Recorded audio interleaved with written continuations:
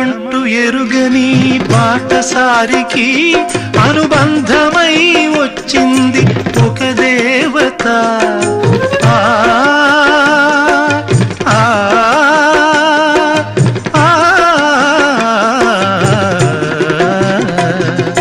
బంధమంటూ ఎరుగని బాటసారికి అనుబంధమై వచ్చింది ఒక దేవత.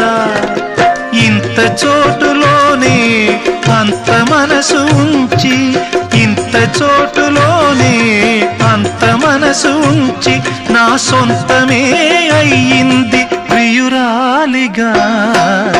ముద్దబంతి నవ్వులో మూగబాసలు, మూసి ఉన్న రెప్పలపై ప్రేమ లేఖలు. ముద్దబంతి నవ్వులో మూగబాసలు.